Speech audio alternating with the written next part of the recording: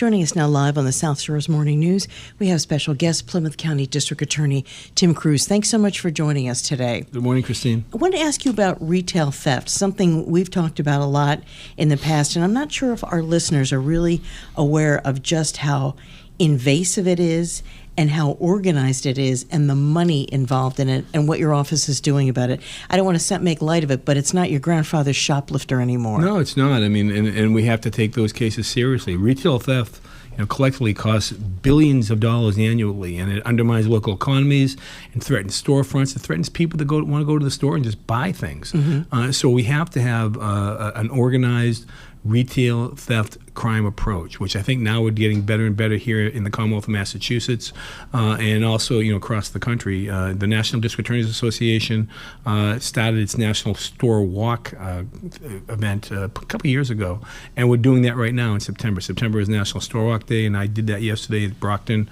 at their Walmart, and I'll be going to a couple other places in Target, I think, and another store in Plymouth in the next few weeks. Now, when these people come in, sometimes it's a few, sometimes it's more.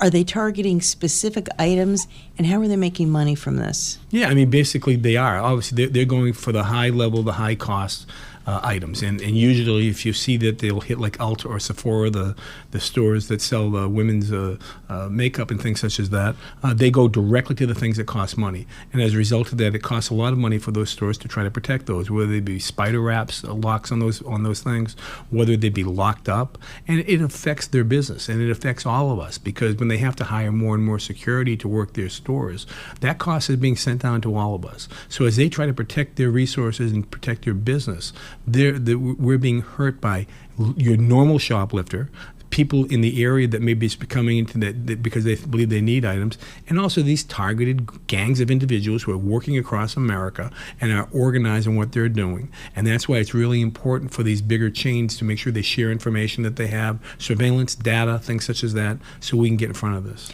And a crime like this, isn't it true, and now that you're president of the National DA's Association, you probably have an even more in-depth view of this. What about places where they think about this as a minor crime and they're not prosecuting it? That has not been your focus here. No, absolutely not. I mean, and now we're looking, because now we've had a change of district attorneys across America over the last few years, and now I'm going to be doing a symposium with the national DAs, with the new Los Angeles district attorney, with the new San Francisco district attorney, where those areas had been just taken apart by shoplifters and retail theft. And now that we have new district attorneys in those positions, they also are getting on board with the prosecution of these cases to send a message to the groups and individuals who choose to do this, that if you do this, you will be caught, you will be arrested, you will be prosecuted, and we will deal with you. If people, as I said, it's not your grandfather's shoplifter, it's organized, people that come in, they're organized, and they take a lot of stuff. I mean, I know just trying to get some simple stuff now, you have to ask somebody to go get it because it's behind lock and key. How do they make money on this? Well, they sell it on the internet, or also many times they were going to other stores and bringing it back. So we had a case where items were stolen within our county. One of the makeup stores was taken to another county where they demanded that this stuff be returned, notwithstanding the fact they did not have a receipt. And basically they started causing an issue at that place, and they gave them the money, believe it or not. Those individuals, by the way, eventually were apprehended as they were leaving the country to go back to Romania, and all three individuals were caught, all three individuals were prosecuted, and all three individuals went to jail. What kind of effort does your office, I mean, you put forward on this? I mean, you guys are dealing with some of the worst stuff that humanity sees, murders, etc., and this is shoplifting. So how do you have the resources to go after this stuff? How do you do it? Well, that's our job. So, I mean, we have to make sure that we bandy together with these other groups and entities that are out there that have prevention and loss experts that are in the community. We deal with them, we meet with them, we give them best practices, we tell them what we're going to do, we tell them how it would be helpful to us to prosecute a case. What they look for in their normal civil prosecution is different than what we need for criminal prosecution. So we will go, and we have individuals, I have an individual who's a retired Cape and Islands police officer who's one of our investigators, working in conjunction with one of our ADAs. And this is important. It's important to make sure that we prioritize people and prioritize these businesses, that we can make sure that we save money at these stores, because it's a cost that all of us have to deal with. And also, it's just the right way it should be. You should not be able to walk into a store and walk out with what is not yours. It's very basic stuff.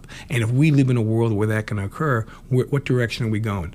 For the places that are now changing their tune, I'm glad. And if they're not changing their tune, they need to open their eyes and look at their numbers and make a determination that we're going to stop this stuff.